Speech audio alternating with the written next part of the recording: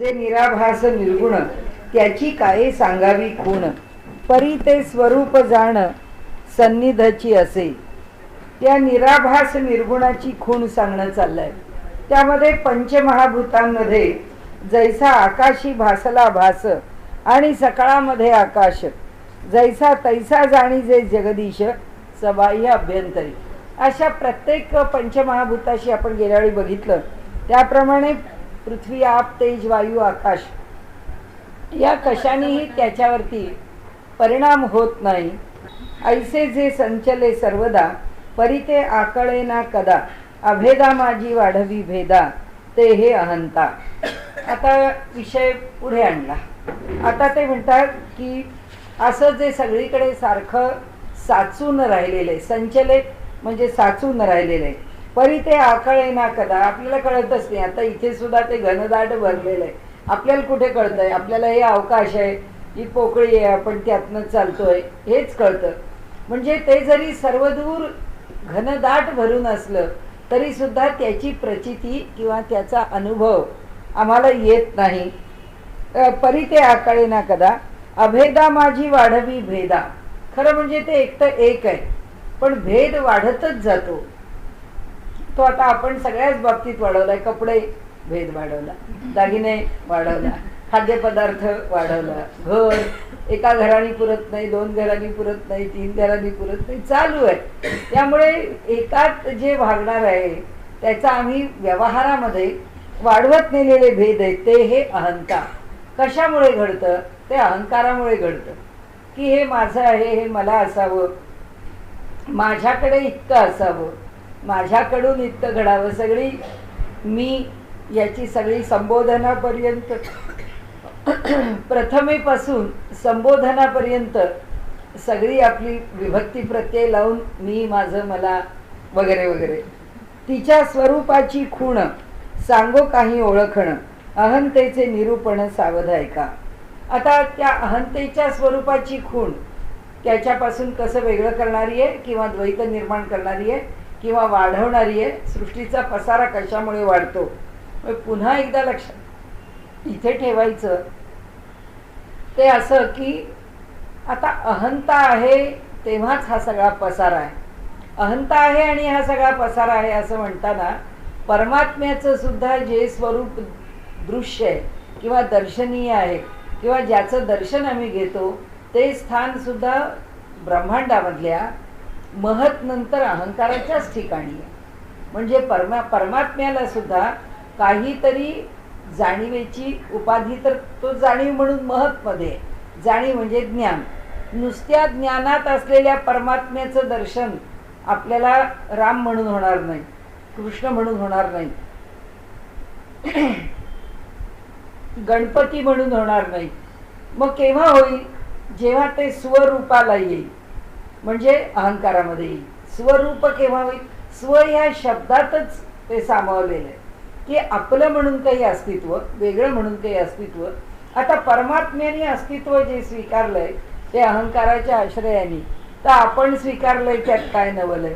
आपल्यालाही तसाच आश्रय आहे, म्हणून आपलं वेगळेपण जाणवतं. म्हणून त्यांनी इथे सांगितलं की अहंतेचे निरूपण सावधान ऐका, जे स्वरूपाकडे पावे अनुभवासवे झेपावे, अनुभवाचे शब्द आघवे बोलो न दावी. जे स्वरूपाकडे पावे अनुभवासवे झेपावे, अनुभवाचे शब्द आघवे बोलो न दावी. आता मगाशी बोललो होते स्वरूप म्हणजे कुठलं आलं?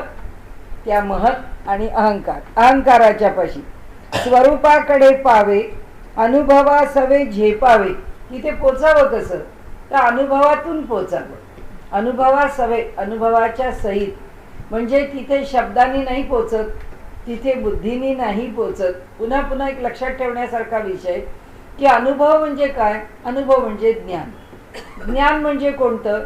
जे ज्ञानेंद्रियांनी, कर्मेंद्रियांनी, मनानी, बुद्धीनी, आमच्या जाणीवेनी काय शब्द वापरू ते, त्या कशानेही ते ज्ञान होणार नाही. मग ते ज्ञान होतं म्हणजे त्यावेळी काय होणार? तो जो परमात्मा आहे त्या परमात्म्याशी हा जीवात्मा एकरूप होणार. ते जेव्हा एकरूप होतात तेव्हा तो काय आनंद मिळवतो? ते त्याची जाणीव आहे त्याला. कारण का, कालच आमचा ज्ञानेश्वरी विषय होता की तिथे ज्या पातळीवरती परमात्मा भेटतो त्या जीवाला, तिथे काय आहे, तिथे त्या दोघांची जी भेट आहे त्या भेटीमध्ये यातलं काही नाही आहे, त्या प्रकृतीमधलं काही नाही आहे, सृष्टीमधून तिथे काही येत नाही. आणि त्या भेटीच्या पलीकडे जो परमात्मा चैतन्यमय राहतो त्याच्याकडून काही येत नाही. काय येत नाही? कारण तो स्वरूपाला आलेला आहे ना. म्हणजे त्यांनी पायऱ्या उतरल्या आहेत आणि तो किती पायऱ्या उतरून आलाय? प्रकृतीची पायरी उतरली, अव्यक्ताची पायरी उतरली, महतची उतरली, 4थ्या पायरीवर आला. आणि 4थ्या पायरीवर आपण त्याला भेटायला गेलोय. म्हणजे तिकडच्या बाजूनी पायऱ्या नाहीत, इकडच्या बाजूनी पण नाहीत, पण ती जी भेटण्याची जी जाणीव आहे त्या महतच्या पातळीवरती, त्या स्थितीत जाणीव आहे, ती भेटण्याची जाणीव आहे. पण ती जाणीव या बुद्धीची नाही आहे. तिथे फक्त भेटता आहेत हे कळतं. हे कळण्याला काय साधन आहे? दुसरं काहीही साधन नाही आहे. कोणत्याही साधनाशिवाय होणारं ज्ञान आहे, निखळ ज्ञान आहे ते, की ते त्या ठिकाणी प्रकट होतं. आणि मग ते ज्ञान घेऊन किंवा ते प्रकट होणारं त्यावेळेचं अनुभवाचं ज्ञान जेव्हा हा समाधीतून किंवा एकाग्रतेतून त्या दर्शनातून बाहेर येतो तेव्हा तो लोकांना सांगतो की बा असं रूप, तसं दर्शन, असं तेज. मग तो जे काय लोकांना सांगतो किंवा जे काय त्याला जाणवतं ते कशाने जाणवतं?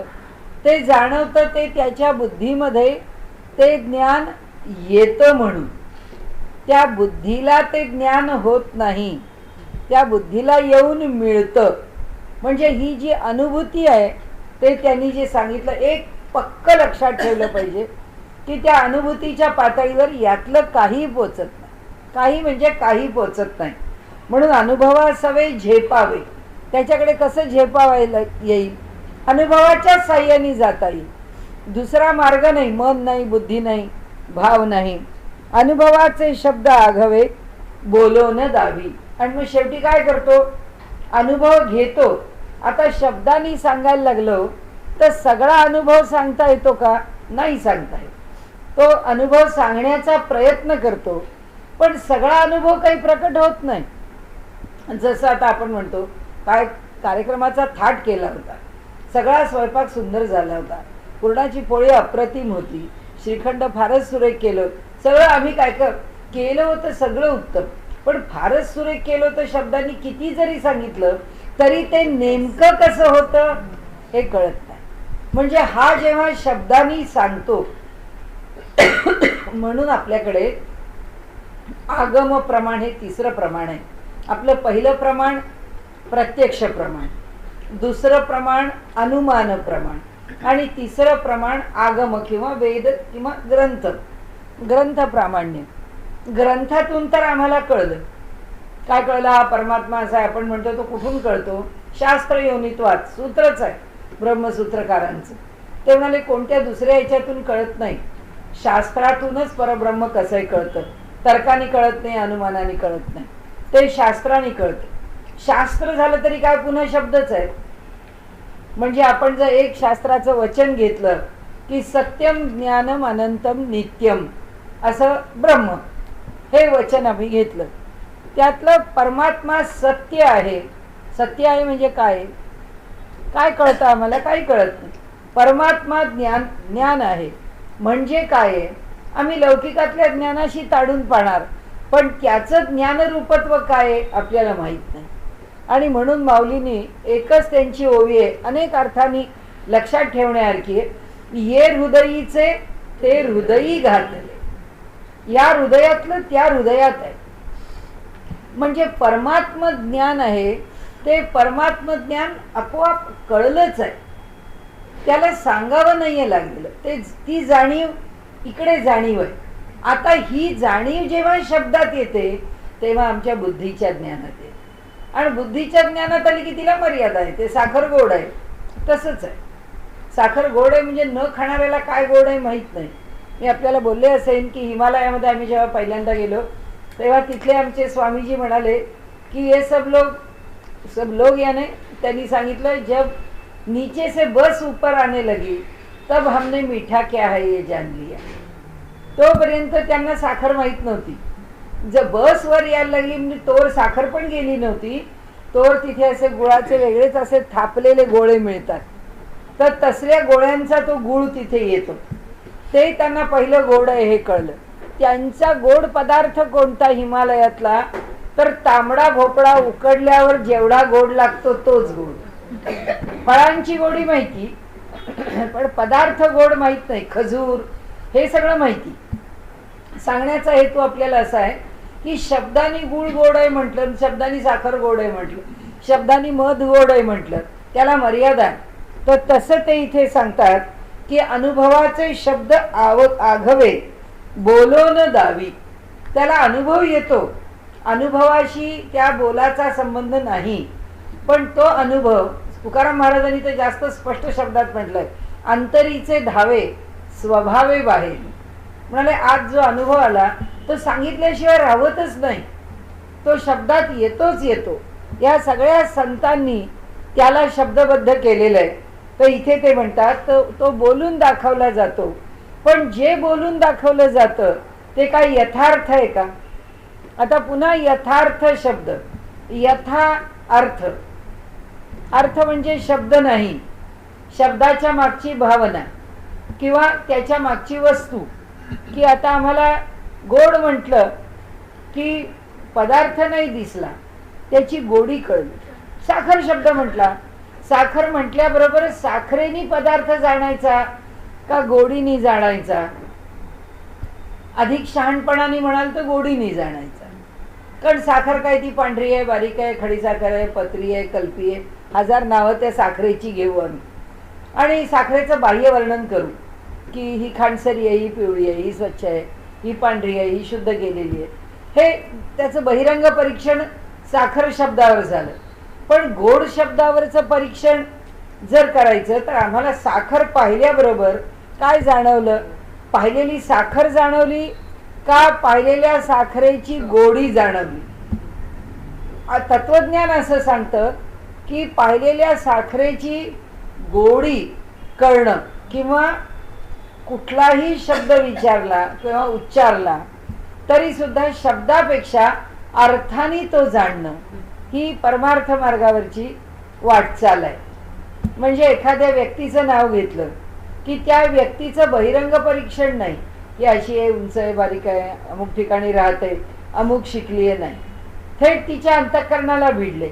आता अंतःकरणाला भिडले, आता थेट अर्थापाशी जायचं म्हणजे कुठे जायचं? त्या व्यक्तीच्या ठिकाणच्या चैतन्य तत्वापाशी जायचं, कारण त्यातला सगळ्यात मूळचा अर्थ तो आहे. आणि म्हणून या इथे त्यांनी सांगितलंय ते की अनुभवाची जागा कळली तर जगाकडे पाहण्याची रीत कळेल. म्हणून नामदेव सुद्धा दर्शन कसं घेतात जगाचं? यथार्थ. कारण तो कुत्रा आहे असं त्यांना दिसत नाही, ते फक्त चैतन्य आहे असं दिसतं. आणि त्या चैतन्याने आपल्याला कुत्र्याच्या रूपात आविष्काराला आणलंय, ते खायला निघालंय. मग खाण्याचा आपला अनुभव काय आहे की इतकी वाळलेली भाकरी खाल्ली तर आपलं पोट दुखणार आहे. मग इतकी वाळलेली भाकरी नाही खायची, तो खातोय, मग आता त्याच्या मागे तुपाची वाटी घेऊन धावा. म्हणजे ते का वाटी घेऊन धावले?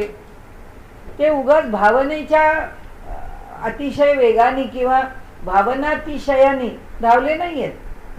त्यांना त्याचं यथार्थ दर्शन. आपण जे अनेक शब्द गुळगुळीत करतो त्यातला हा यथार्थ पण गुळगुळीत केलेला शब्द आहे.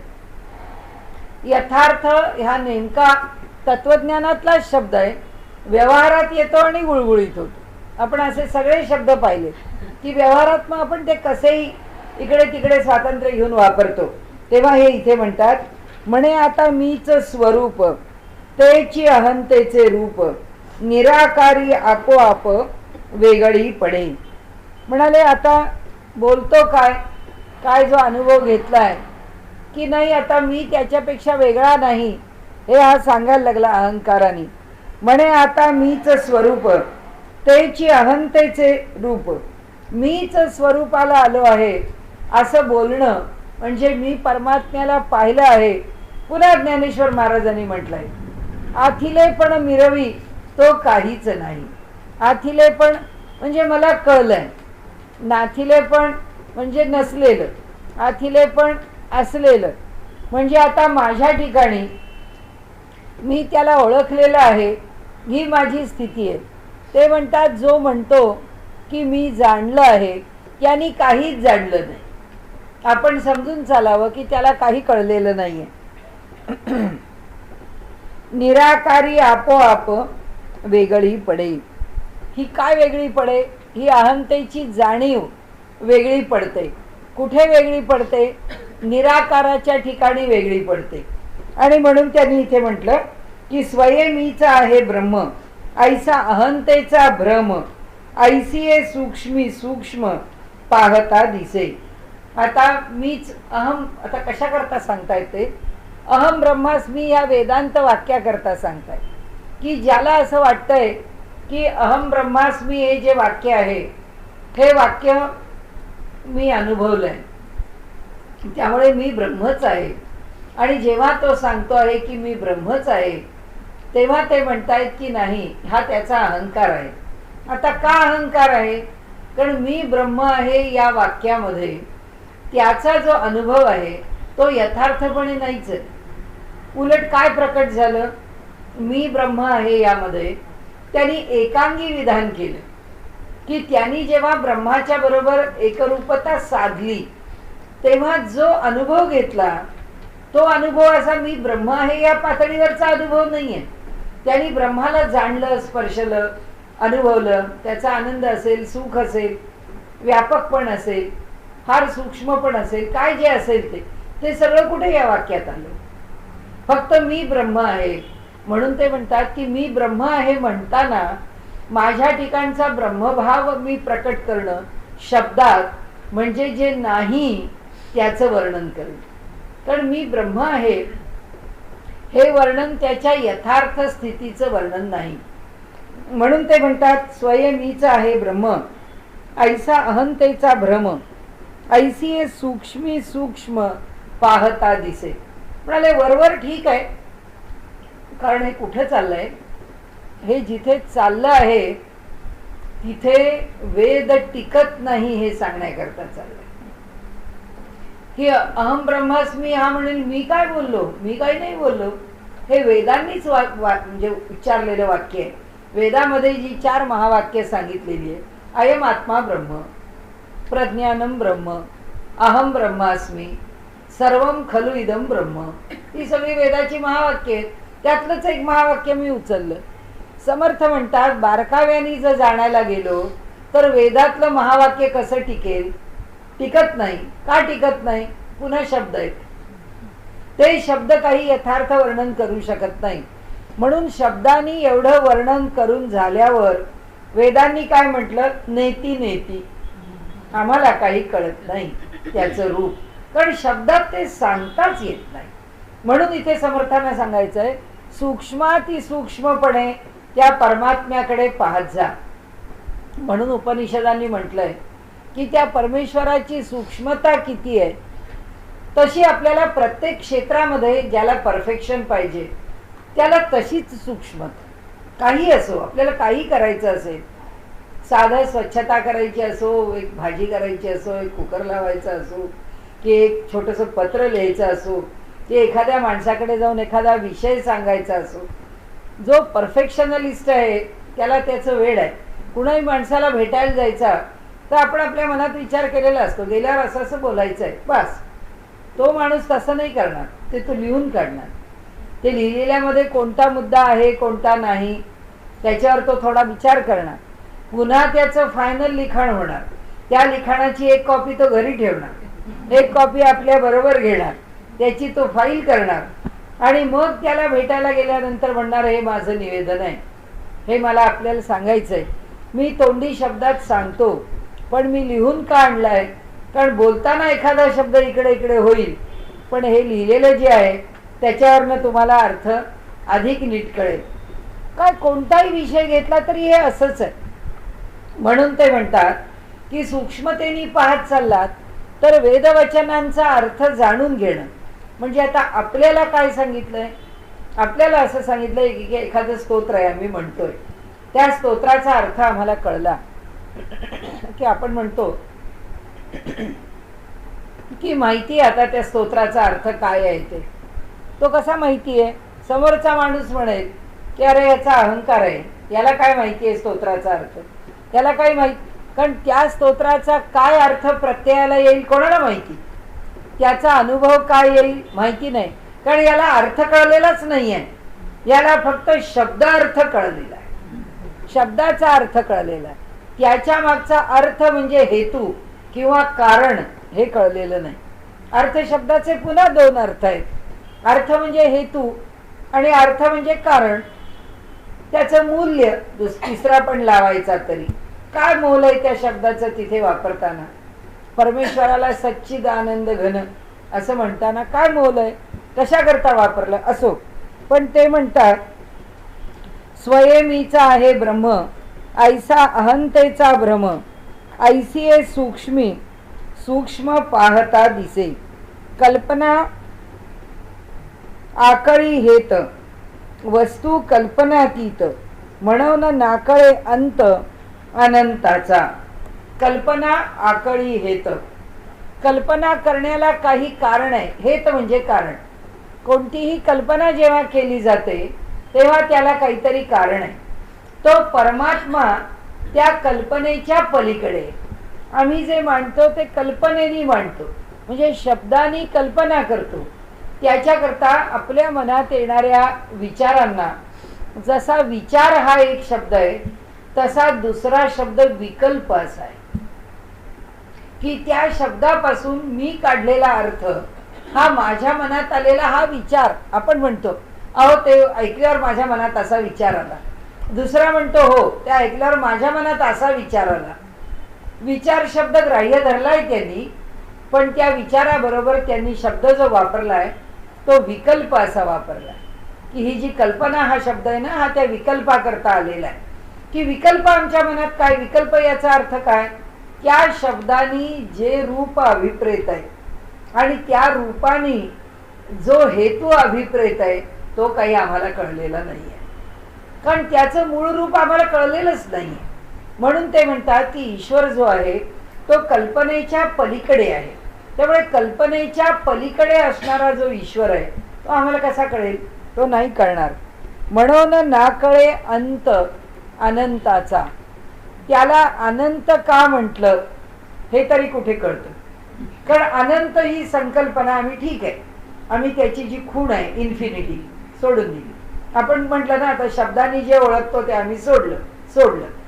शब्दांनी ओळखलेलं सोडलं. आता अर्थ काय, अनंत आहे. अनंत म्हटल्यावर डोळ्यापुढे काय येतं, काहीच येत नाही, काही येऊच शकत नाही.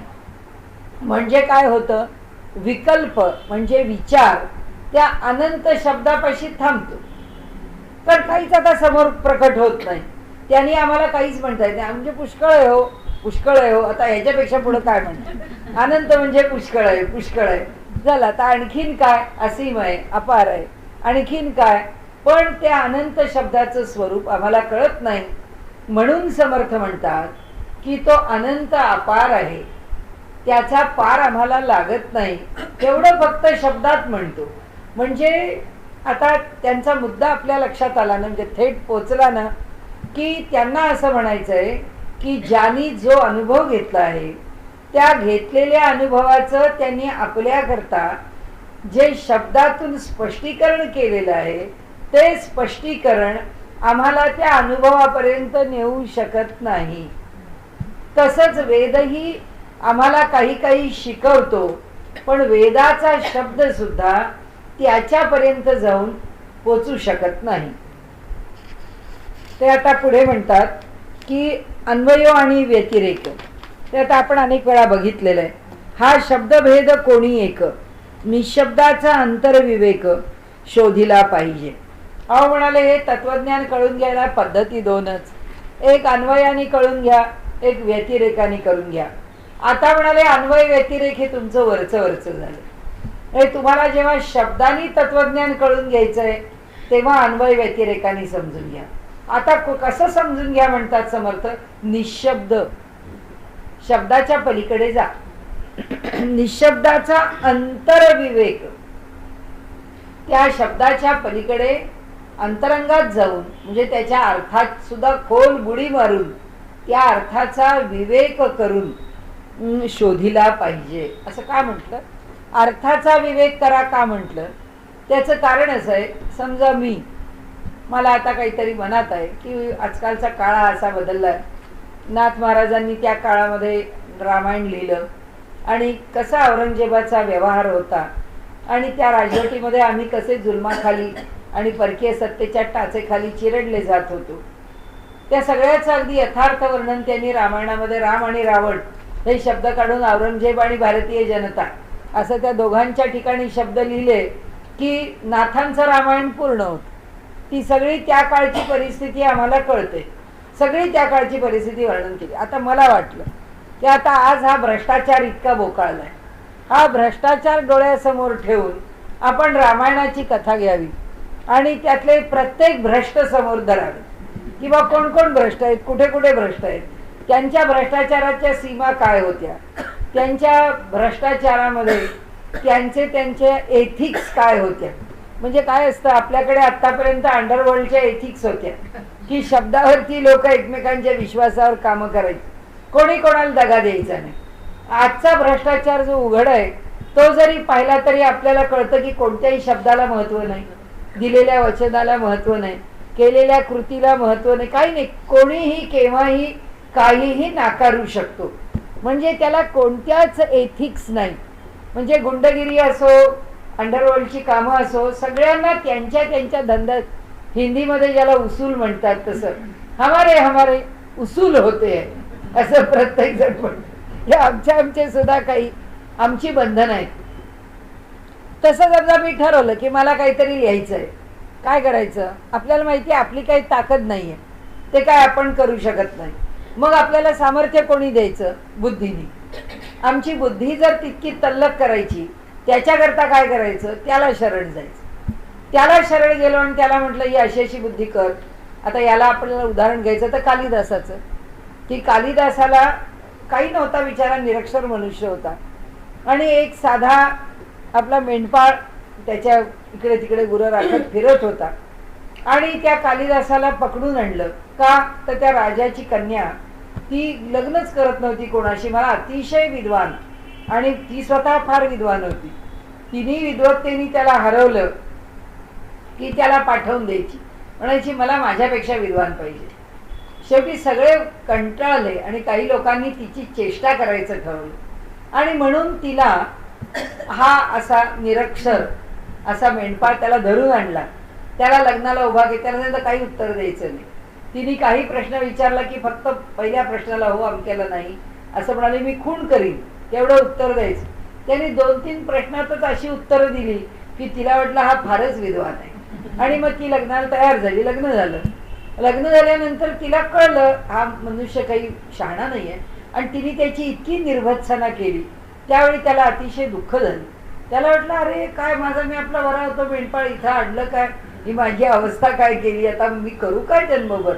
त्यांनी त्या तिच्या घरामधून उडी मारली त्या राजमहालातून आणि तो कोणालाही न कळू देता पळून गेला आणि त्यांनी कालीमातेची उपासना केली आणि कालीमातेला म्हटलं की तू काही कर, मी असा निरक्षर आहे, मला शहाणा कर. आणि म्हणून तो कालिदास म्हणजे त्यांनी तिची उपासना करून ती प्रसन्न झाली. त्यांनी सांगितलं ती म्हणते मी काय करू? तो म्हणाले की हे कालीमाते सरस्वतीच्या रूपाने तू माझ्या जिभेवर राहा. आणि मग तिला आपल्या मुखामध्ये आपल्या जिभेवर बोलावलं त्यांनी आवाहन करून. ती सरस्वतीच्या रूपाने त्याच्या ठिकाणी राहिली. कालीला शरण गेला म्हणून त्यांनी आपलं नाव, त्याचं नाव काय होतं मूळ आपल्याला माहित नाही, म्हणून तो कालिदास झाला. आता त्या कालिदासाची बुद्धी, त्याला जर रघुवंश लिहायचा आहे, त्यांनी रघुवंश लिहिला तेव्हाही त्यांनी तेच म्हटलं की रामचरित्र लिहायला मी घेतलं आहे, पण म्हणाले ते रामचरित्र वाल्मिकींनी लिहिलेलं इतकं सुंदर आहे, मी काय लिहिणार, माझ्याकडून काय लिहिलं जाणार. तर त्यांनी सांगितलं देवा तुला जसं मी आवाहन करतो ना तसं ह्या सृष्टीतल्या प्रत्येकाला आवाहन करतो. त्याचं प्रत्येकाचं सौंदर्य आणि वैशिष्ट्य माझ्याकरता माझ्यापर्यंत पोचव.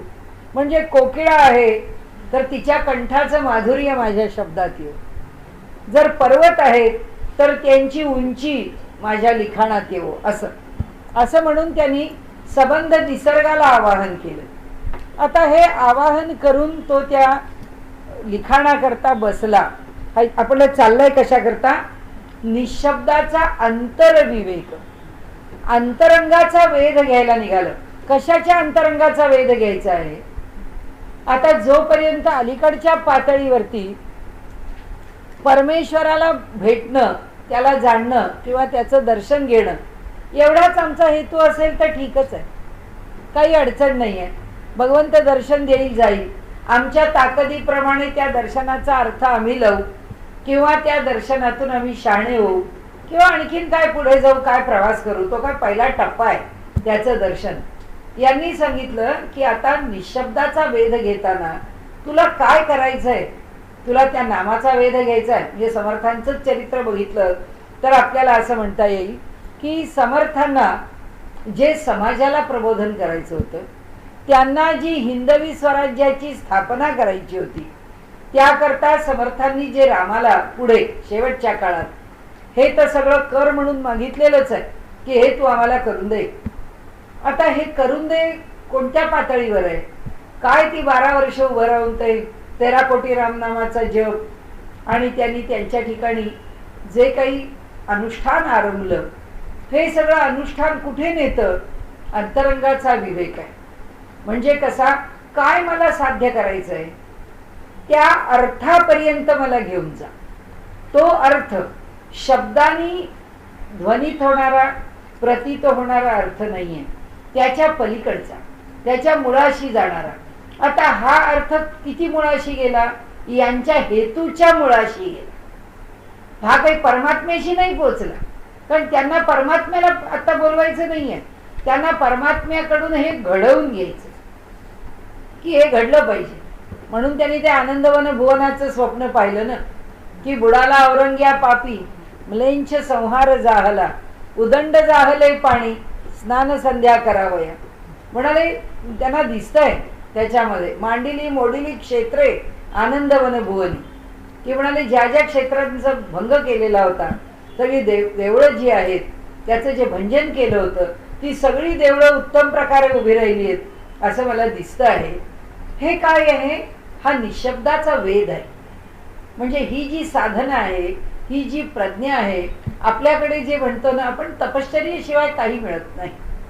प्रपंचामध्ये सुद्धा आपल्याकडे मागच्या पिढीतल्या बायका पुढच्या मुलींना नेहमी एक उपदेश करायच्या, की म्हणजे मी माझा उपदेश आईनी केलेला सांगते आपल्याला, की घरात काहीतरी समजा सासूबाई रागावल्या, आपल्याला काही ते पटलं नाही किंवा त्यांचं म्हणणं उगाच ते आपल्यावर काहीतरी आरोप करतायत की हे आपण केलं नाही तरी त्यांना असं वाटतंय, त्या वयात आपल्याला असं काही आपल्या विरुद्ध झालेलं पटत नसतं. इतका मनाला त्रास होतो, अरे आपण काही खोटं केलं नाही, आपण काही खोटं वागलो नाही, आपण काही खोटं बोलू, असं का त्यांच्या मनात येतं याचा जो काही झगडा आहे. पण त्यांच्याशी काही बोलू शकत नाही, मी गप्प बसा, त्याचा सगळा पुन्हा त्रास. तेव्हा आईला म्हटलं, आई असं कसं हे लोक वागतात, हे काय आपल्याला काही पटत नाही वगैरे. आईने सांगितलं, हे बघ, मोठी माणसं अशीच असतात, मोठी माणसं अशीच बोलतात. म्हणजे तिने ते इतकं हसून घेतलं. म्हणतो, अगो एवढा मला त्रास होतोय आज, एकेका गोष्टी करता मला दुःख होतंय, तू काय असते? आणि म्हणजे काय, वयाने मोठं झालं मनुष्य की असं असतंच, मोठ्या माणसांचं घरामध्ये असं बोलणार, त्याचं काय म्हणजे विशेष नाही. मी म्हटलं, अगं पण हे मला पटत नाही. 2दा ऐकलं, 3दा ऐकलं. तिने मला सांगितलं, हे बघ, आता माझ्याकडे येऊन तू तक्रार केलीस, 1दा केली, 2दा केली, 3दा केली, 4दा केली, मी ऐकली. आता म्हणली तुझी तक्रार ऐकणार नाही, आता 12 वर्षांनी यायचं तक्रार करायला. म्हटलं बरोबर आहे, 12 वर्षांनी मी राहते कशाला तक्रार करण्याच्या स्थितीत. तुमच्याकडे येतेच ऍडजस्टमेंट, तुमच्याकडे जुळवणूक येते, तुम्ही जुळताच, त्या त्या परिस्थितीशी जोडून तुम्हाला घेता येतच, यावंच लागतं. म्हणजे ही जी सायकोलॉजी आहे ना, ती त्या तपाच्या मागे. मला तेव्हा त्या तपाचा अर्थ कळला. म्हटलं बरोबर आहे, मुलींना सुद्धा या 12 वर्षाचं तप करायला लावतात. म्हणजेच त्या घरात तुम्ही जुळणार, तोपर्यंत काय तुम्ही जुळताय आणि रुळताय, तोपर्यंत काही रुळत नाही तुम्ही त्या घरामध्ये. सांगण्याचा हेतू असा आहे की त्या अंतरंगाचा वेध घ्यायला, म्हणजे जी माणसं जे बोलतात ते जे आपल्याला पटत नव्हतं, ते ती काय म्हणाली होती त्याच्यापेक्षा आपण 2 पावलं पुढे टाकून त्यांच्या बोलण्याचं समर्थन करायला. 12 वर्षांनी शहाणेच झालेले असतो. मग आपल्याला आता ते असं बोलले नाही नाही ठीक आहे, काय असे माणसं आहेत, प्रत्येकाचा स्वभाव वेगळा, मतांतरे चालायचे. म्हणजे ह्या स्टेजला आम्ही यायला 12 वर्ष लागतात. म्हणजे शब्दाचा अर्थ कळायला सुद्धा त्याच्या किती खोल जावं लागतं आणि त्याच्याकरता किती काळ घालवावा लागतो. तर असं सांगण्याचा हेतू असा इथे की अंतरंगामध्ये मनुष्य किती जातो. ते म्हणले आता शब्दाचा वेध घेऊ नका. त्यांनी जर कुणी असं म्हटलं कल्याणीला काही कळत नाही असं जर कुणी म्हटलं तर कल्याणीला काही कळत नाही ह्या शब्दाचा शब्दशः अर्थ घेऊ नका. त्याच्या अर्थापाशी जा की खरंच आपल्याला काही कळत नाही. हे त्यांना कळलंय हे किती मोठं आहे. आपल्याला नाही आपल्याला कळत नाही पण त्यांना कळलंय. आता त्याच्यावरून तरी धडा घ्या की आपल्याला काही कळत नाही हे समोरच्या माणसाच्या लक्षात येतं. ह्याचा अर्थ आता आपल्याला कळण्याकरता काहीतरी केलं पाहिजे. पर्याय नाही आहे मनुष्याच्या जीवनामध्ये. तो जर खऱ्या अर्थाने आपल्या आयुष्यात नीट चालायचं असेल आणि आजच्यापेक्षा उद्याचा दिवस अधिक चांगलाच मिळवायचा असेल तर माणसाला अर्थानेच पुढे गेलं पाहिजे. म्हणजे हा आपल्या व्यवहारातली गोष्ट झाली. पण तत्वज्ञानामध्ये त्यांनी असंच सांगितलं की आता अभ्यासच असा सांगितलाय, आपल्याला करता येईल की नाही माहीत नाही, पण त्यांचं सांगणं आपल्याला असं आहे की शब्दांनी व्यक्ती किंवा वस्तुस्थिती, परिस्थिती, व्यवहार समजू नका, अर्थाने समजा. आणि मग आता तो अर्थ किती पुढे जाल ही तुमच्या बुद्धीचा झालेला विकास आहे. आमची बुद्धी किती विकसित झाली आहे त्याच्यावरती त्याचा अर्थ जो आहे तो अवलंबून आहे. आणि म्हणून ते म्हणतात अंतर्विवेक शोधिला पाहिजे. आम्हाला त्याचा शोध घेतला पाहिजे. त्या अर्थाचा वेध घेत इतकं पुढे गेलं पाहिजे की आम्हाला नेमकं त्याचं स्वरूप काय आणि शेवटी सगळं त्या परमात्म्यापर्यंत जाऊन पोचतं. म्हणजे कुठे आहे बघा, आधी एकत्र कुटुंब, त्या एकत्र कुटुंबामध्ये सगळ्या प्रकारची सगळी माणसं सामावून लोक राहत होते. पुढे पुढे आपलं आपलं कुटुंब म्हणजे आई वडील, मुलगा सून, बहीण भावंड, मुलं, त्यांची कोणी, म्हणजे मुलीचा मुलगा राहिला, मुलाचा मुलगा राहिला, पुढे आणखीन जवळच्या नात्याचा राहिला, इथपर्यंत राहत होते. त्याच्या पुढे आई वडील वेगळे, मुलगा सून वेगळे, हे कुटुंब आम्ही मान्य केलं. त्याच्या पुढे आज आता कुटुंबामध्ये कुटुंब म्हणायचं, पण आता कुटुंबात आम्ही 2 मुलं, आई वडील एवढेच, म्हणजे नवरा बायको आणि 2 मुलं एवढे राहिले तरी सुद्धा बाई म्हणते मला स्पेस नाही. म्हणजे आता ती स्पेस घ्यायला काय वेगळा ब्लॉक घेणार आहे काय करणार आहे. तिची स्पेस किती, म्हणजे मनुष्य एक एक जर आपण पाहत गेलो, विचार करत चाललो तर आपण वास्तवापासून इतके लांब गेलो, लांब चाललो वास्तवापासून. म्हणून तसं आहे, त्या मूळ अर्थाकडे जात राहिलो तर समर्थांचं वाक्य शेवटी एकत्र कुटुंबातल्या माणसाला अधिक पटतं. कारण काय आहे की आयुष्य 2 दिवसाची वस्ती कोठेतरी करावी, कुठली स्पेस न कुठलं काय, सगळ्यांनी एकमेकांना सांभाळून घ्यावं, एकमेकांच्या बरोबर राहावं, एकमेकांच्या करता झटावं आणि काय सुरुवातीला हे सगळं वाटतं, पुढे प्रेमच वाटतं, पुढे माणसं एकमेकांशी प्रेमानेच एकरूप होतात. त्यामुळे इथे जो अर्थ आहे ना ह्या शब्दाचा, अर्थ शब्दानी त्यांनी असं म्हटलंय आपला सगळा व्यवहार शब्दाच्या पातळीवर ठेवू नका, शब्दाच्या अर्थाच्या पातळीवर जाऊन करा. आता अर्थाची पातळी आमच्या बुद्धीच्या विकासाप्रमाणे आमच्या पुरती विकसित झालेली असेल, त्या पातळीवर तरी जायचा आपण प्रयत्न करावा. आधी घेईजे वाच्यांश, आता पुढे समजावून सांगताय. पहिल्यांदा काय करा, नेमकं शब्दानी म्हणजे वाचेनी जे बोललंय त्याचा अंश म्हणजे त्याचं सार किंवा त्याचा मतितार्थ घ्या. मग ओळखी जे लक्षांश, मग ओळखा की त्याचा निर्देश कुणाकडे, म्हणजे हे कशा करता बोललंय, हा मनुष्य आपल्याला जे बोलला ते वाईटा करता बोलला, चांगल्या करता बोलला, हे जाणून घ्या. लक्षांशी पाहता वाच्यांश असेल कैसा. आता त्याचं मूळ लक्ष काय आहे याच्याकडे पाहिलं तर वाणीने काय बोललंय हे काही राहत नाही. नाही तर आई काय बोलली हे सगळं आता बदललं. म्हणजे आता सगळं त्या जेव्हा मुलं मोठी होतात त्यानंतर त्यांना कुठला भूतकाळ कसा आठवतो माहित नाही. या सिरियल मधनं आमची आई आम्हाला अशी बोलत होती, आमच्याकरता ती घरी थांबत नव्हती, ती नोकरी करता बाहेर निघून जात होती. त्या काळामध्ये आम्ही किती सफर केलं. अरे कुठलं सफर केलं आणि कुठलं काय, सगळं घराकरताच ती करत असते, तुमच्याच करता करते. पण प्रत्येक वेळी मी माझं मला आणि मला कितीही मिळालं तरी समाधान नाही. आणि म्हणून जी परिस्थिती जशी आहे ती न कळून घेता, आता इथे उलट आहे, यांनी सांगितलं की तिच्या मुळाशी जा. ठीक आहे, आपली आई आपल्याला भेटत नाही, कशी भेटेल? कारण आपल्या घराकरता तिला पैसे मिळवून आणले पाहिजेत. म्हणजे माझं काम काय आहे की ती माझ्याकरता पैसे मिळवायला जातीये, तर तिच्याकरता तिचं घरचं काम मी हलकं केलं पाहिजे. म्हणजे त्याच्यावरचा विचार हा आहे. याच्या उलट ती घरात नसल्यामुळे आमच्यावर काही संस्कार झाले नाही, त्यामुळे आम्हाला प्रेम मिळालं नाही, म्हणून आम्ही असे झालो. अरे तुम्ही कसे झालं तुमचं कर्तृत्व आहे, तिचं काही नाही आहे. आणि त्यामुळे इथे जे मांडलंय त्यांनी ते त्यांच्या अर्थाने मांडतात की लक्षांश, त्याचा जो हेतू आहे तो हेतू जर आपल्याला कळला तर आपल्याला शब्दांनी कसं आलं आहे याच्याबद्दल काही वाटत नाही. म्हणजे पूर्वीच्या काळी शिव्या दिल्याशिवाय लोक बोलत नसत, पण कोणाला त्या शिव्या देऊन बोलण्याचं काही वाटत नव्हतं, कारण हे प्रेमानेच बोलतायत असं माहीत होतं.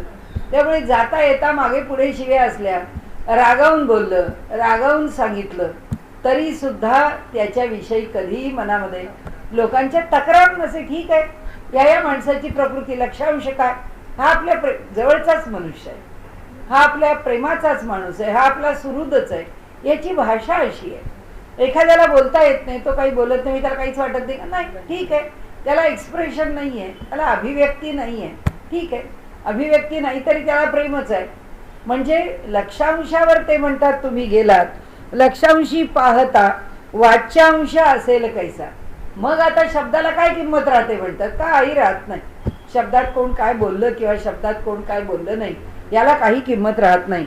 सर्व ब्रह्म आणि विमल ब्रह्म हा वाच्यांशाचा अनुक्रम.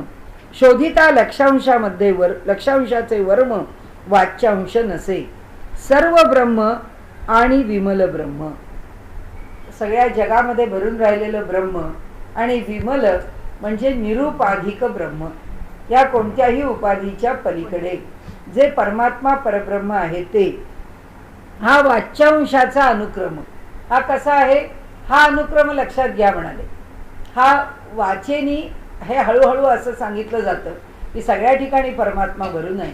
हे एकदा समजलं की मग आता ह्या सगळ्याच्या पलीकडे कसा परमात्मा आहे तेही समजून घ्यावं असं आपल्याला म्हटलं. आता पुढे शोधिता लक्षांशाचे वर्म. आता जर का नेमका त्याचा हेतू काय आहे हे आम्ही वर्म शोधत निघालो तर वाच्यांश नसे, तर वाणीचा अर्थ, शब्दाला अर्थ फारसा राहत नाही. जसं आपण सगळीकडे बघतो की जेव्हा आपल्याला पूर्वी आपल्या परीक्षेचा अंतर, आता काय मला माहीत नाही या ऑब्जेक्टिव्ह पेपर्समध्ये बघायची वेळ येत नाही म्हणून, पण पूर्वी एक पॅसेज दिलेला असेल आणि तो पॅसेज वाचल्यानंतर त्याचा सारांश द्यायचा. हां, हे आपल्याला असे की त्याचं प्रेसी रायटिंग असायचं की 1/3 करायचं आणि ते आपण सारांशाने कशा करता की व तुमचं वाचन किंवा तुम्ही काही वाचलं तर नेमका तुम्ही त्याच्या अर्थाचा वेध कसा घेता, की आमच्या बुद्धीला एक सवय करणं आहे की काही वाचल्यानंतर त्याच्या थेट अर्थापर्यंत कसं पोचतो. तर त्यांनी इथे जे म्हटलंय ना, पहिल्यांदा सर्व ब्रह्माच्या पातळीवरून अर्थ पोचवावा. एका क्षणात काही आम्ही थेट ब्रह्माला जाऊन पोचणार नाही. पहिल्यांदा आधी स्वतःच्या ठिकाणी त्या लक्षांशाचा अर्थांश, दुसऱ्याच्या ठिकाणी शब्दाच्या ऐवजी अर्थांश, सगळ्या जगाच्या ठिकाणी सर्व ब्रह्म आहे, सगळ्या जगाकडे पाहण्याची दृष्टी घ्या. ते म्हणतात त्याच्या पुढे मग केवळ ब्रह्म आहे. ते प्रत्येकाला झेपेल असं नाही आहे, कारण त्या केवळ ब्रह्माच्या ठिकाणी आपण पण टिकत नाही. त्यामुळे आपण नाही आणि त्याला हे जाणायला किंवा ही स्थिती यायला फार अवकाश आहे. माणूस म्हणतो बाकी सगळं बोलतो तत्वज्ञान, पण आमचं अस्तित्व राहू द्या, आम्हीच नाही राहिलो तर मग काय. त्यामुळे माणसाला पुन्हा ते कुठेतरी सोडणं अवघड आहे. म्हणून ते म्हणतात की सर्व विमल दोन्ही पक्ष, वाच्यांशी आटती प्रत्यक्ष, लक्षांशी लाविता लक्ष, पक्षपात घडे. सर्व विमल दोन्ही पक्ष. कोणताही पक्ष विमलच आहे. विमल ब्रह्म म्हणजे मुळामध्ये सगळं शुद्धच आहे. वाच्यांशी आटती प्रत्यक्ष. वाणीच्या ठिकाणी वाच्याचा अंश त्याचा अर्थ काढला तर त्या ठिकाणी काय होतं, प्रत्यक्षाचा विषय येतो. म्हणून लक्षांशी लाविता लक्ष पक्षपात घडे. लक्षांशाच्या ठिकाणी गेलं तर पक्षपात म्हणजे ज्याला आपण तरतम म्हणतो ते घडतं. म्हणजे काय होतं की शब्दानी अर्थ लावला की तो थेट दिसतो, वाणीनी किंवा लक्षाने अर्थ लावला की तो अर्थ तिथे सीमित राहत नाही, तो त्याला अधिक व्यापकत्व येतं. पक्षपात वाईट अर्थाने नाही, पक्षपात व्यापक अर्थाने. आणि म्हणून हे लक्षांश अनुभवणे, येथे नाही वाच्यांश बोलणे. म्हणून हे लक्षांशानेच अनुभवावं, वाच्यांशाने बोलू नये. मुख्य अनुभवाचे खुणे वाचारंभ कैचा. पुन्हा मूळ विषयाशी आहे. म्हणाले आता अनुभव घेतला, त्या ब्रह्माचा अनुभव घेतला, आता काय शब्दात येऊन सांगणार. सांगतील म्हणाले शब्दामध्ये, पण शब्दात येऊन सांगणं सगळ्यात अवघड आहे. कारण जे अनुभवलं ते अनुभवलं, ते आता शब्दांनी सांगा म्हटलं तर अवघड आहे. आणि म्हणून माऊलींचं वैशिष्ट्य आहे, माझा मराठीचा बोल कौतुके अमृतातेही पैजा जिंके. ते म्हणतात की भाषाच माझी अशी आहे, माझी वाणीच अशी आहे की अमृताशी सुद्धा पैज लावली तर अमृताला सुद्धा हरविल अशी आहे. म्हणाले शब्दाचे वालिफ फेडीचे. शब्दावरची जी टरफलं आहेत ती काढून त्याचा थेट अर्थ, म्हणून ज्ञानेश्वरीचं जे नाव आहे ना, ती भावार्थ दीपिका आहे. हां, ती अर्थाला प्रकट करणारी, शब्दाला नाही, आणि भावाला प्रकट करणारी. भाव आणि अर्थ एकत्र आले की त्याची खोली गेली ना पुढे, ते आणखीन खोल गेलं, ते थेट पुढे गेलं. म्हणून ती भाव आणि अर्थाची दीपिका आहे. ते म्हणत नाहीत भाव आणि अर्थाचं स्वरूप आहे, त्याचं दिग्दर्शन करतं. कारण का, तर शब्दच आहेत, शेवटी शब्दच आहेत. अरूपाचे रूप दाविनं. ते म्हणतात जे रूपाला येत नाही असं निर्विकार परब्रह्म, त्याचं सुद्धा तुम्हाला रूप दाखवतो. म्हणजे ही त्या शब्दाची एवढी ताकद असताना सुद्धा त्यांनी त्याला भावार्थ दीपिकाच म्हटलंय. म्हणजे ती सुद्धा एवढीशी कलिका आहे त्यांची. काही फार मोठा दिवा 100 पॉवरचा लावलाय आणि तुमच्यावरती मी ते प्रकाश टाकलाय असं त्यांनी मी प्रकाशित केलंय वगैरे काही म्हणत नाहीत ते. आणि म्हणून सांगण्याचा हेतू असा, इथे आपण जे लक्षात घ्यायचंय ते ब्रह्मापर्यंत शब्द फार तोकडा आहे. आणि साधन मार्गामध्ये शब्दांनी व्यवहार करायचा नाहीये, अर्थाने व्यवहार करायचा आणि अर्थाने जग जाणायचं. आणि म्हणून अर्थाच्या मध्ये सगळे अर्थ लावावेत. अर्थ शब्दाचे कारण लावावा, हेतू लावावा, त्याच्यापासून त्याचं मूल्य लावावा. की हा शब्द वापरला आणि हा शब्द वापरला, काय फरक पडला. जरी आत्ता आपण म्हटलं तसं एखाद्याने शिव्या देऊन त्याला ऐकवलं की हे काम कर, आणि एखाद्याने गोड बोलून ऐकवलं, दोघांचा अर्थाने हेतू एकच आहे, कारण एकच आहे. पण कोणता शब्द वापरला तर अधिक बरा, याचा विचार आपण करू शकतो. म्हणजे शब्दाचा अर्थ लावताना, त्यामुळे शब्द वापरताना कसा वापरावा, कुठे वापरावा आणि काय प्रकाराने वापरावा, सगळा विचार त्यांनी इथे दिला. की जो परमार्थ जगताना माणसाने शब्द हे शस्त्र आहे, जपून वापरावे, त्याचाच इथे त्यांनी केलेला विस्तार आहे आपल्याला. परापश्यंती मध्ये मा वैखरी, जेथे ओसरती चारी, तेथे शब्द कळा कुसरी, कोण काज. चारी वाणी जिथे संपल्या त्या अनुभवाच्या इथे आता शब्द कला कुसर काय राहिली. म्हणाले शब्द बोलता सवेच नासे, बोलला कीच तो शब्द संपतो, तेथे शाश्वतता कोठे असे. शब्द काय शाश्वत आहे का. प्रत्यक्षास प्रमाण नसे बरे पहा. आता पुन्हा एकावरती समर्थांनी जोरदार हल्ला केलाय. आपण असं म्हणतो की प्रत्यक्षा इतकं सबळ प्रमाण नाही, कारण डोळ्यांनीच पाहिलं ना, चक्षुर्वयी सत्यम. आता हातच्या कंकणाला आरसा कशाला, तर डोळ्यांनी जे पाहिलंय त्याला आणखीन कुणाची साक्ष कशाला. पण ते काय म्हणतात पहा, प्रत्यक्षास प्रमाण नसे. जे डोळ्यांनी मी माझ्या पाहिलं आहे ते कोणत्या प्रमाणाने सांगू, कारण यांनी पाहिलं, नाहीतर दोन्ही प्रतिपक्षाचे आणि सरकारी पक्षाचे किंवा दोन्हीही पक्षांचे पक्षकार आपापले हे घेऊन येतात साक्षीदार. तो साक्षीदार म्हणतोय काय झालं, मी हा खून झालेला पाहिला, या बाई असं करत होते. त्याचा साक्षीदार आला, तो म्हणला तिथं काही नव्हतं, कोणी बाई नव्हती. आता हे त्यांनीच पाहिलंय. तो म्हणतो मी माझ्या डोळ्यांनी पाहिलंय म्हणून साक्ष द्यायला आलो. हा म्हणतो मी माझ्या डोळ्यांनी पाहिलंय म्हणून साक्ष द्यायला आलो. आता ह्याच्या प्रत्यक्षाला प्रमाण काय, ह्याच्या प्रत्यक्षाला प्रमाण. म्हणून ते म्हणतात अहो प्रत्यक्षाला सुद्धा प्रमाण नाही, कारण माझ्या डोळ्यांनी मी काय पाहिलं आणि तुमच्या डोळ्यांनी तुम्ही काय पाहिलं काय माहिती. म्हणून त्यांनी सांगितलं बरे पहा, शब्द प्रत्यक्ष नासिवंत म्हणून घडे पक्षपात.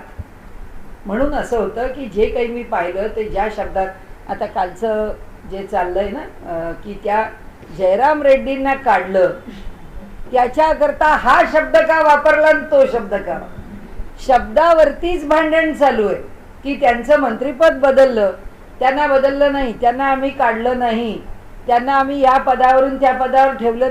कोणताच शब्द काँग्रेसवाले ऐकायला तयार. ते म्हणतात हा शब्दच नाही. अहो पण आता त्याची उचलबांगडी तर केलीच की नाही. पण इथे त्यांना म्हणायचंय ते असं आहे की शब्दाबरोबर पक्षपात आहे. काय म्हणायचं आता, हा शब्द स्वीकाराल का नाही, तो शब्द स्वीकाराल का नाही, कोणताच शब्द आम्ही स्वीकारणार नाही म्हणतात. काढलं म्हणायला तयार नाही, इनएफिशियंट म्हणायला तयार नाही, ही केलेली तडजोड म्हणायला तयार नाही, खाते बदल म्हणायला तयार नाही. अहो मग तर काय म्हणायचं. हा एका पक्षात एका खात्यावरून दुसऱ्या खात्यात गेला तर सर्व विमल ऐसा हेत अनुभवी नाही. आणि म्हणून ते म्हणतात सर्व विमल ऐसा हेत अनुभवी नाही.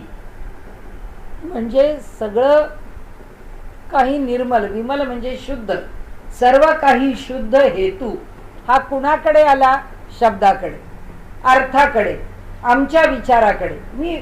आपण त्या विचाराला काय म्हणतो, अगदी शुद्ध विचार आहे आपल्या मनामध्ये. आपण म्हणतो माझ्या मनात कुठेही पाप नाही, मी जो विचार केलाय ना अगदी प्रामाणिकपणे केलाय. त्याची जातकुळी काय आहे, त्याची जातकुळी सात्विक विचार एवढीच. सात्विकता, सात्विक का म्हणायचं, कारण सत्व गुणांनी संपन्न आहे म्हणून. आणि आम्ही जे काही करतो ते सगळं ह्या त्रिगुणाच्या मध्ये आहे म्हणून. आता ते म्हणतात जो अनुभव परमात्म्याचा येतो तिथे तुमचं कितीही शुद्ध विचार करणं असलं तरी ते तिथं पोचत नाही. ते तुमच्यापुरतं आहे, ते त्याला नाही पोचत, त्याच्यापर्यंत नाही जात. ते जे काही तुमच्या दृष्टीने शुद्ध शुद्ध आहे ते कुठे आहे, ते तुमच्या मनात आहे. म्हणून व्यवहारामध्ये गीता बघा 15व्या अध्यायाशी तत्वज्ञान देऊन थांबते आणि 16व्या अध्यायापासून सत्वरजतमाचा विचार करते. का करते, कारण आम्हाला त्याच्यात राहायचंय, आमची ताकद त्याच्यात राहणार आहे, त्याच्या पलीकडे जेव्हा जाऊ तेव्हा बघू. आणि म्हणून ते इथे सांगतात की अहो तुम्ही कितीही शुद्ध हेतूने युक्त असलेले त्याच्यापर्यंत पोचलात तरी तुम्ही तिथं पोचणार नाही, ते मागेच राहील. म्हणून ते सांगतात की ऐसे अनुभवाचे लक्षण, अनुभव म्हणजे अनन्य जाणं, ऐक अनन्याचे लक्षण ऐसे असे. आता ते म्हणतात तुम्ही हे असं काही सांगितलं तरी त्याच्याशी तुलना होत नाही. अनन्य न अन्य याच्यासारखं पुन्हा दुसरं काही असत नाही. हा अनुभव अनुभवच आहे, तो त्याचा तो वेगळा स्वतंत्र आहे, त्याच्यासारखा संभवत नाही दुसरं काही. ऐका अनन्याचे लक्षण ऐसे असे. अनन्य म्हणजे अन्य नसे, आत्मनिवेदन जैसे संग भंगे असं त्याची असत असे. आत्मा आत्मपणे शब्द किती छान वाटतो. संग भंगे म्हणजे संघाचा भंग झाला म्हणजे उपाधी तुटली, म्हणजे ते झाल्याशिवाय आत्मा आत्म्यापाशी जाऊ शकत नाही, म्हणजे आत्म्याचं निवेदन होऊ शकत नाही. आत्म्याचं नाही आत्मपण हेची निसंगाचे लक्षण. समर्थांची भाषा मोठी हे आहे का, काय निसंग काय, तुम्ही संग भंग म्हणालात. संग भंग म्हणजे काय, निसंग. निसंगाचं लक्षण काय, लगेच सांगितलं की आत्म्याला आत्मपण राहिलं नाही. हा जीवात्मा आहे, ही जाणीव उपाधीचीच आहे ना. हा जीवात्मा आहे, ही सुद्धा एक उपाधी आहे. आता काहीच उपाधी राहत नाही. समर्थ म्हणतात आता उपाधीशिवाय नुसतं चैतन्य, ते इकडचं आहे का तिकडचं आहे. आणि त्यामुळे हे सगळं तत्वज्ञान ज्ञानेश्वर महाराजांनी ज्ञानेश्वरीत फार छान मांडलं. ते म्हणाले, अरे अर्जुना, प्रश्न तू विचारतोस, उत्तर मी देतो. तुला कळलं नाही म्हणून तू प्रश्न विचारला आणि मला माहिती आहे म्हणून मी उत्तर देतो, अशी का परिस्थिती आहे? अशी परिस्थितीच नाही आहे म्हणा. हा तुझा माझा जो संवाद आहे ना, हा संवाद असा आहे की तो तुझ्याहीकडून झाला असता आणि माझ्याहीकडून झाला असता. मीही प्रश्न विचारला असता, तू उत्तर दिलं असतंस. तूही प्रश्न विचारतोस, मी उत्तर देतो. मी तुला ज्ञान देत नाही, तू मला प्रश्न विचारत नाहीस. हे दोन्ही एकच आहे. म्हणजे ते म्हणाले हे एकच आहे. याचा अर्थ काय झाला? परमात्म्याचं परमात्मपण आणि अर्जुनाचं अर्जुनपण दोन्ही शिल्लक नाही आहे. म्हणून ते इथे म्हणतात की आत्म्याचं आत्मपण नाही, ते राहतच नाही. हा आत्मा किंवा हा जीव किंवा हा त्या परमात्म्याला भेटतो, जीव शिव भेट, हे सगळं अलीकडचं आहे. या नदीचा किनारा आहे तो अलीकडचा आहे, तो या नदीचा पलीकडचा किनारा ते आता आपल्याला सांगतायत. म्हणून आत्मे असं नाही, आत्मपण हेची निसंगाचे लक्षण. हा आता व्यवहारातून सांगितलं, शब्दातून, की उपाधी रहित म्हणजे काय, संगरहित म्हणजे काय, आत्म्याचं आत्मपण संपून जातं. हे वाच्यांशे बोलिले जाणं कळावया कारणे. हे सुद्धा मी वाणीने का बोलतोय? कारण आत्म्याला आत्मपण राहत नाही, हे निसंगाचं लक्षण आहे. वाच्यांशे, वाचेच्या पातळीवरच्या अर्थानी, हेतूनी, स्पष्टीकरणाने मी सांगतोय. कारण का, तर तुमच्या पुढे मला विषय मांडायचा आहे म्हणून. म्हणून समर्थ म्हणतात कळावया कारणे, तुम्हाला कळावं म्हणून मी बोलतोय म्हणाले. एरवी लक्षांश तो वाच्यांश सांगिजेल हे घडे कैसे, वाक्य विवरणे अपैसे कळू लागे. एरवी म्हणाले मी जर सारखा लक्षांश सांगायला लागलो तर तो वाक्यांशातून कळायचा कसा? मग तुम्ही कसा कळून घ्यायचा लक्षांश? तर ते म्हणाले वाच्यांश आहे त्याचं विवरण करत जायचं. म्हणजे काय करायचं? आम्ही आमच्यापुरतं मनन करायचं. आम्ही मनन करायला लागलो की तो वाच्यांश जो आहे तो आम्हाला नेमकं काय सांगतो आहे, तो लक्षांश आम्हाला कळायला. म्हणजे मी नाही तुम्हाला लक्षांश सांगू शकत म्हणतात. लक्षांश तुमचा तुम्ही कळवून घ्यायचा. मी तुम्हाला वाच्यांश सांगतो, शब्दांनी सांगतो, हे असं असतं. आता शाखाचंद्र न्यायासारखं आहे की आपण म्हणतो ना, त्या झाडाच्या जवळ ती प्रतिपदेची चंद्राची कोर आहे. आता त्याला चंद्र म्हणजे कायच माहीत नाही. आकाशात पुष्कळ ढग दिसत आहेत, चांदण्या दिसत आहेत. अरे तो चंद्र आहे, ती जी कोर आहे ना, मग ती कोर कुठे आहे? हे बघ, ही फांदी आहे ना, या फांदीच्या मध्ये जे ते दिसतंय ना, ती चंद्राची कोर आहे. त्याला शाखाचंद्र न्याय. न्याय म्हणजे विषय समजून घेण्याकरता जे वेगळे वेगळे दृष्टांत दिले त्याला तो न्याय आहे असं म्हणतात. तर तो शाखाचंद्र न्यायाने त्याला समजावून सांगितलं. आता समर्थ म्हणतात मी तुम्हाला असंच समजावून सांगतो. शाखाचंद्र न्यायाने वाणीने सांगतोय की अरे बाबांनो, हे असा अनुभव आहे. आता लक्षांश, आता आम्ही पाहिलं पाहिजे की ही शाखा इथे आहे आणि आत्ता या शाखेपाशी ही कोर आहे. म्हणजे पुन्हा 2 तासांनी ती कोर त्या शाखेपाशी असेलच असं नाही. मग ती कोर तिथून हल्ली आणि नुसती शाखा दिसती आहे. मग आता शाखेवरच्या पानाचीच कोरीची कल्पना करायची का? का त्या कोरेच्या मागे धावायचं? कारण आता आम्ही ठरवायचंय. दाखवणाऱ्यांनी दाखवलं की शाखा चंद्र न्यायाने दाखवलं, पण नेहमीच तो चंद्र शाखेच्या ठिकाणी असेल असं नाही. म्हणजे ओळखायचं काय? आम्हाला शाखा नाही, ओळखायचं आहे आम्हाला चंद्र. तर ते म्हणतात वाच्यांश मी सांगितला, पण लक्षांश तुम्हाला ओळखायचा आहे. कशाचं भाषांतर आहे? एका उपनिषद वाक्याचं आहे. आत्मावारे द्रष्टव्य, श्रोतव्य, मंतव्य, निधिध्यासितव्य.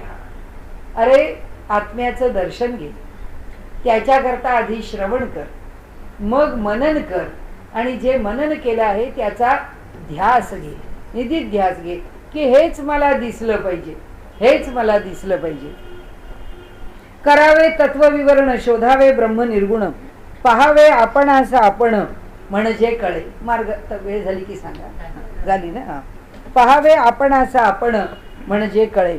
तत्वाचं विवरण करावं. आता आपण म्हटलं तसं आत्मावारे द्रष्टव्य, निर्गुण ब्रह्माला आपण पाहण्याचा प्रयत्न करावा. आपणा म्हणजे कळे, हे न बोलताच विवरिजे, विवरोन विरोन राहिजे मग अबोलपणेची साजे महापुरुषी. आपण या 33 ला थांबूया. आता इथे त्याचं विवरण बदलतं.